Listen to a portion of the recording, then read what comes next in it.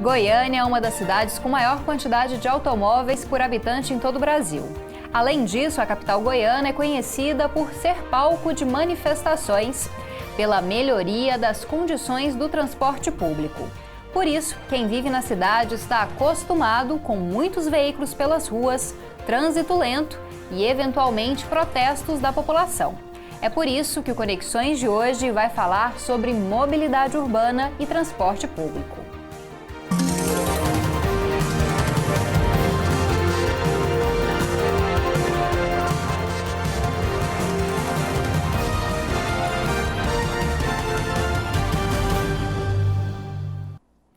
Olá! O Conexões de hoje vai discutir mobilidade urbana e transporte público. E para falar mais sobre esse assunto, nós recebemos hoje o Murilo Ulloa, que é presidente da Companhia Metropolitana de Transportes Coletivos, a CMTC. Olá, Murilo, obrigada pela presença. Olá, Camila. Olá a todos os telespectadores do programa Conexão. Olá, professora Érica. E é um prazer estar aqui com vocês. Muito obrigada. Também recebemos novamente a professora Érica Kneib, que é arquiteta, professora da Universidade Federal de Goiás e doutora em transporte. Olá, muito obrigada, professora. Olá a todos. Agradecemos novamente a oportunidade de estar aqui para esse debate. Para começar, qual é a realidade de Goiânia hoje em relação ao transporte público e à mobilidade urbana? Qual a avaliação que vocês fazem sobre essas questões? Bom, Goiânia vive um momento histórico em relação à mobilidade urbana. Nós estamos fazendo várias obras de infraestrutura que está proporcionando um avanço muito grande, não só para o transporte público, como para ciclovias, ciclorotas, pensando no pedestre. Então, estamos já desenvolvendo o plano de mobilidade, que é uma exigência até do governo federal. Eu acredito que nos próximos 12 meses estará pronto. Então, eu estou vendo como muito positivo o momento que nós vivemos em Goiânia em relação à mobilidade. Estamos avançando. Problemas existem, mas eu tenho convicção que nós estamos no caminho certo. Professora Érica, a visão é positiva também? Bom, Goiânia tem um plano diretor, resgatando um pouquinho da história de Goiânia, né? Nós temos um plano diretor municipal de 2007, né? A Lei 171, e assim, Goiânia, ela teve um plano diretor bastante ousado. Lá em 2007, Goiânia resolveu estruturar a cidade com base nos seus corredores de transporte público. Então, desde 2007, Goiânia pensou em estruturar a cidade, né, em adensar esses corredores. Então, assim, a cidade já adensou muito desses corredores, só que, infelizmente, a infraestrutura para o transporte coletivo ainda não avançou muito, né? O presidente bem colocou que alguns desses corredores estão em implementação, só que, assim, a gente já tem uma frota muito grande, uma utilização excessiva do modo motorizado individual, corredores já muito adensados, só que a infraestrutura de transporte público ainda não avançou muito. O transporte público, apesar de ser uma prioridade legal no plano diretor, na Lei Federal de Mobilidade, nós ainda não vemos, né, uma prioridade realmente efetiva, né? As cidades, não só Goiânia, como os 20 municípios da região metropolitana ou mesmo o estado de Goiás, valorizando o transporte público da maneira que ele merece. Transporte público é um desafio, mobilidade urbana é um desafio e, assim, realmente o transporte público precisa ser colocado como prioridade da gestão dos 20 municípios e do estado para que ele seja valorizado da maneira que ele merece. Só assim a gente realmente vai conseguir avançar na mobilidade. Então, estamos no caminho, mas ainda precisamos avançar muito para que a mobilidade melhore. Murilo, quais seriam os principais desafios, principalmente em relação ao transporte público, que é o principal meio de locomoção de mais pessoas, né? A gente não tem ainda um metrô, não tem o BRT, não tem um VLT. Em relação ao transporte coletivo, quais são os principais desafios, o que pode ser feito e o que está sendo feito em curto, médio e longo prazo para que as coisas fiquem a contento? Tá, não temos, mas vamos ter em breve, né? E já aproveitando o que você falou, as obras do BRT estão no andamento dentro do cronograma. Vamos entregar até dezembro até a Praça do Trabalhador e na próxima gestão, com certeza, vai continuar até o Terminal Cruzeiro em Aparecida de Goiânia, onde estará completo 22 quilômetros de corredores que irão atender 148 bairros e mais de 120 mil usuários dias. Quer dizer, já iniciando a resposta da sua pergunta, é uma das obras, talvez a obra mais importante que Goiânia está precisando para uma melhor fluidez do transporte público. Fora isso, nós temos o corredor T7, que também está em andamento, com uma possibilidade muito grande de terminar esse ano. Até o final do ano também a gente entregar para a população o corredor T7. Temos mais 5 corredores licitados, que é muito difícil de começar esse ano, mas com certeza para o próximo ano o próximo governante de Goiânia irá iniciar. São obras que não têm retorno. É uma semente que foi plantada pelo prefeito Paulo Garcia, que a gente percebe que para o transporte público é muito importante por causa da fluidez do ônibus. Hoje, o que a gente sente das grandes reclamações do usuário é a questão do atraso, é a questão da demora. E isso, quando você imagina o ônibus, o coletivo disputando com o individual, é uma briga que ela não... Quem perde é sempre o usuário do transporte. Então, a partir do momento que a gente tem os corredores implantados, essa fluidez será maior e, com certeza, a pontualidade e o tempo das viagens também serão melhores. E temos, a CMTC trabalha diariamente com as demandas da região metropolitana. Então, nós estamos sempre aumentando linhas, mudando pontos e acompanhando as demandas de todas as regiões dos municípios que pertencem à região metropolitana. Bom, Érica, você acha que a implantação do BRT vai ser realmente uma melhoria para essa população que às vezes fica irritada com a demora do ônibus, com a superlotação, às vezes pela falta de linhas que cheguem mais próximo dos bairros também?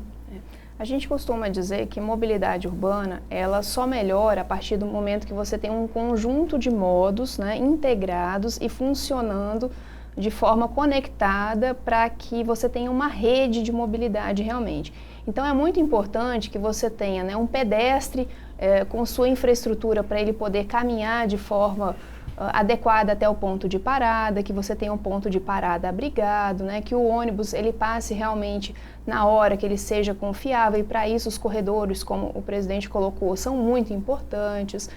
Então, assim, o transporte coletivo, ele realmente é um sistema, ele precisa de uma série de elementos interconectados. E quando você tem mais de um modo, né, que é o caso do transporte convencional, o BRT, o VLT, é muito importante que esses modos também se somem, que eles estejam conectados em forma de uma rede. Então, não existe um modo melhor do que o outro, existe um modo que é mais bem projetado ou que atende uma demanda específica, né? Mas o importante é que todos estejam realmente interconectados e atendendo a população da melhor maneira possível. É sempre interessante essa colocação que as pessoas fazem. O metrô em Goiânia resolveria ou ajudaria? O ônibus, ele sempre é o principal modo de transporte em qualquer cidade, né? E ele precisa funcionar muito bem em qualquer caso, haja metrô ou não haja metrô. Então, uma cidade que tem um transporte coletivo muito bom, o metrô vai ajudar, né? Se o transporte coletivo de uma cidade por ônibus não funciona, não é um metrô que vai resolver. Então, assim, as pessoas às vezes se confundem um pouco. Por isso que é muito importante investir no transporte coletivo por ônibus, né? Valorizar esse transporte coletivo por ônibus, para aí sim, né? Se no futuro houver demanda, se no futuro houver recurso, poder se estudar ou não a implantação de um metrô. Mas achar que o metrô vai resolver alguma coisa, né? Isso realmente não é verdade. A gente vai para um rápido intervalo e voltamos no próximo bloco para debater mais sobre mobilidade urbana e transporte coletivo em Goiânia.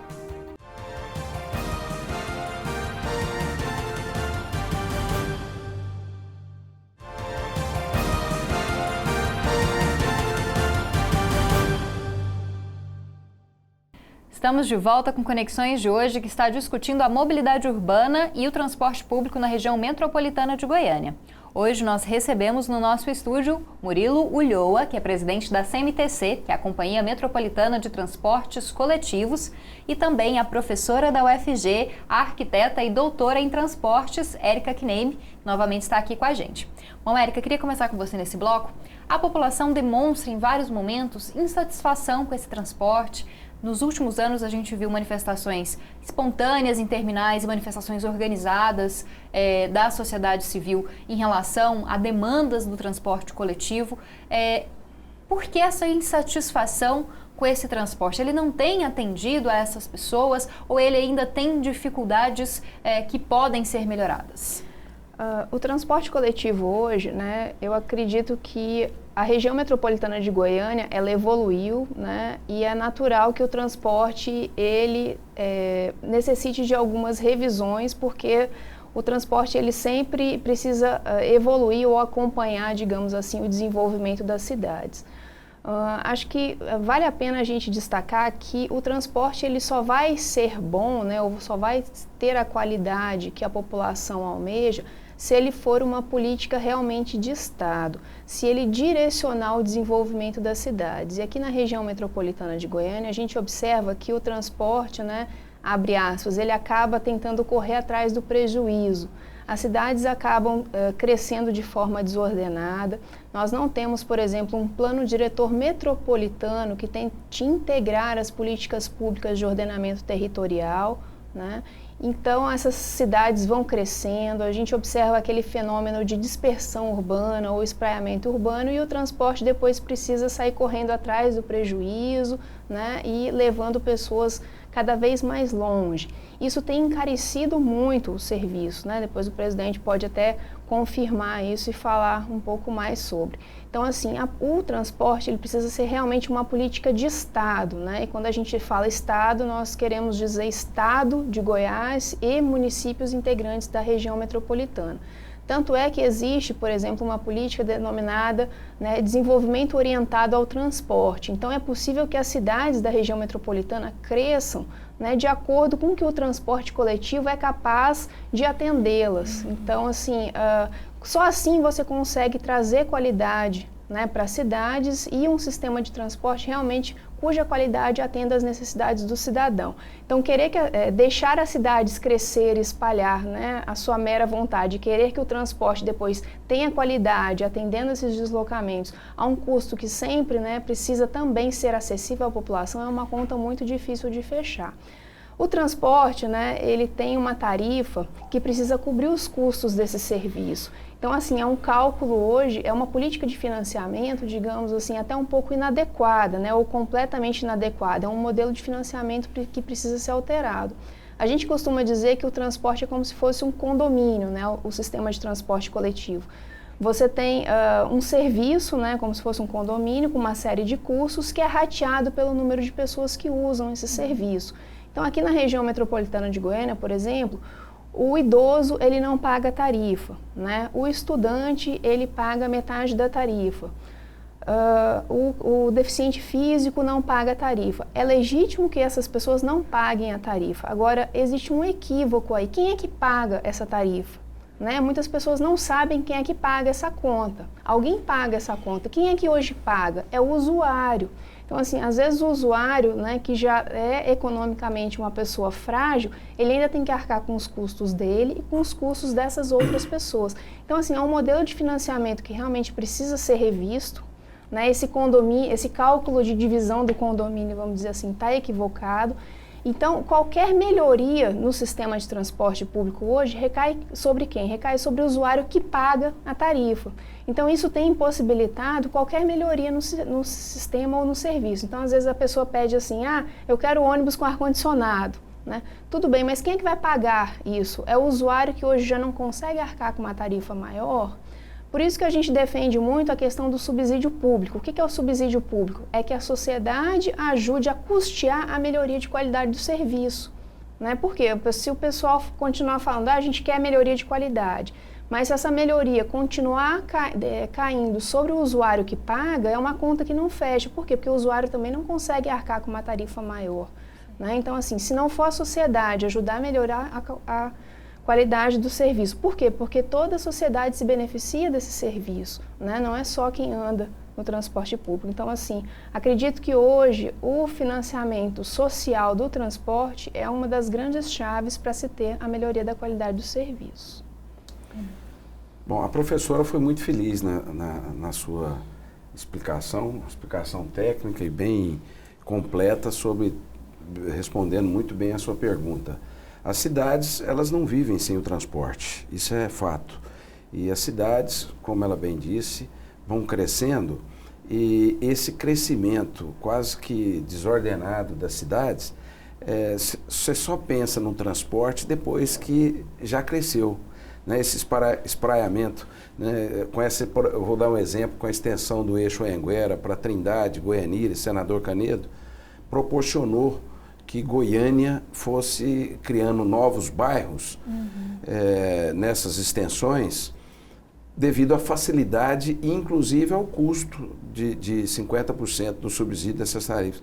Quer dizer, se cria-se os bairros, os ônibus depois têm que chegar nos bairros. Então, a CMTC ela está constantemente recebendo novas demandas de novos bairros que surgem e que nós temos que ir lá, a nossa obrigação do poder público, inclusive, de nós como órgão gestor, de proporcionar que a população se desloque.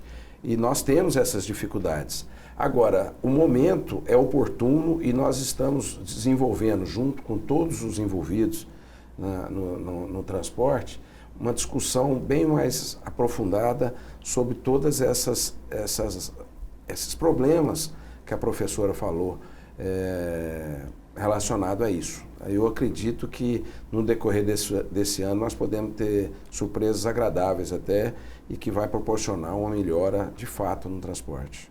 Pode adiantar alguma dessas surpresas? Não, ainda estamos em estudos ainda. Né? Bom, a gente tem que ir para mais um intervalo, nosso tempo está chegando ao fim e a gente finaliza essa conversa a respeito de mobilidade urbana e transporte coletivo na região metropolitana da capital no próximo bloco. Não saia daí!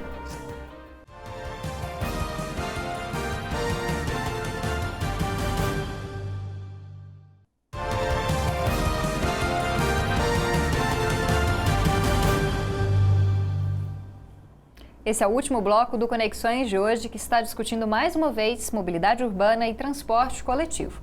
Nós estamos conversando com a professora Érica Kneibe, que é arquiteta, doutora em transporte e nossa convidada para falar sobre mobilidade urbana. E também estamos conversando pela primeira vez e agradecendo muito a presença do Murilo Ulloa, que é presidente da CMTC, que é a Companhia Metropolitana de Transportes Coletivos. Uma pergunta que eu acho que a população também se faz em casa, né? Que hoje a passagem de ônibus na região metropolitana é R$ 3,70, um aumento que foi feito durante o Carnaval no início desse ano. Na época, o Ministério Público pediu o retorno da passagem para R$ 3,30, a suspensão desse aumento. Depois, também a Justiça ordenou a suspensão do aumento, mas a decisão foi derrubada. Afinal de contas, esse valor é justo? Pensando que a população já paga impostos que deveriam subsidiar o transporte público em Goiânia? Bom, esse é um tema até muito interessante de ser discutido e poderíamos até ter mais tempo, porque eu vejo que nós temos que aprofundar bem. A tarifa ela é reajustada anualmente e isso consta em contrato. Então, tanto é que ela retornou o valor porque nós seguimos os critérios que está dentro da lei. Quando você diz que a população fica insatisfeita devido ao pagamento dos impostos que ela já paga no seu dia a dia, eu concordo até que a população fique insatisfeita, agora só existe uma grande diferença. Os impostos que nós pagamos, ele, em momento algum, ele é destinado ao transporte. Uma das discussões que nós estamos, inclusive, proporcionando, que eu iniciei, eu falei há pouco, é justamente esse maior envolvimento do poder público na questão do transporte. Então, hoje, a questão quem paga o serviço público é totalmente a população que usa esse serviço. 100% a tarifa. O que nós temos de subsídio, o eixo Anhanguera, que o governo paga 50% da tarifa, os 50% da gratuidade dos estudantes, que é subsidiado também pelo governo estadual. E agora, em relação aos impostos, nada tem o retorno na tarifa. E em Goiânia, na região metropolitana de Goiânia, quando a gente fala que a tarifa é R$ 3,70, nós temos que imaginar que nós estamos falando em 18 municípios interligados com Goiânia e Aparecida, que é R$ 3,70. Então, o usuário do transporte coletivo de Bela Vista, ele pega o transporte, paga R$ 3,70 e se for a intenção dele, ele vai até Trindade com R$ 3,70, vai até Nerópolis com R$ 3,70, fazendo as conexões dentro de Goiânia. Então, é uma tarifa única para toda essa região metropolitana, inclusive é único isso no Brasil. Então, todos esses fatores também têm que ser levados em conta e também vai ser motivo de discussão em breve. Então, eu entendo que no momento de inflação que nós vivemos, a população ela reage a qualquer tipo de aumento. Agora, nós tivemos em 2015 uma inflação de 14% em Goiânia e o reajuste da tarifa foi 12%. Então, quando a gente compara a inflação de Goiânia, o reajuste da tarifa foi abaixo da inflação. E haveria como, Érica, rever essa forma de concessão do transporte público, que é um dever do Estado, né, oferecer esse direito, de rever essa concessão para que o Estado arque mais com esse dever? Eu acredito, né, que sim, como a gente coloca, a região metropolitana sofreu grandes transformações desde que, né, esse modelo foi pensado. Ele foi pensado em 2008, nós estamos em 2016, 8 anos depois. Eu acredito que precisa ser repensado aquilo que a gente chama de política tarifária, né? É justo que o usuário que paga a tarifa pague para ele, né, e para diversos outros usuários que hoje não pagam. De novo, é legítimo que o estudante só pague 50%, é legítimo que o idoso não pague, que o deficiente físico não pague, né? Agora, a sociedade que precisa arcar com esses custos e não o usuário que paga. E também um exemplo que eu acho muito interessante, assim, hoje a tarifa é R$ 3,70. Imagina se a sociedade pudesse colocar R$ 1 em cima dessa tarifa, né? Se o custo do serviço pudesse ser R$ 4,70 e esse R$ 1 fosse investido em qualidade, em melhoria do serviço, né? Nós estaríamos falando de uma melhoria em cima do que existe hoje. Então, assim, a qualidade ela tem um custo e esse custo ele deveria ser dividido pela sociedade. Por quê? Porque toda a sociedade se beneficia. Quando as pessoas elas migram para o transporte público, são menos veículos nas ruas, né, menos acidentes e uma mobilidade melhor. Lembrando que o transporte público ele é o grande estruturador da mobilidade, é realmente o serviço capaz de levar melhorias para todas as cidades e para todas as pessoas que se deslocam, não só as pessoas que se deslocam de ônibus. Então, é um transporte que realmente merece muita atenção do poder público e merece ser valorizado por toda a sociedade, por quem usa e por quem não usa esse serviço. Esse modelo deixando bem claro que esse R$ 1 que seria qualidade,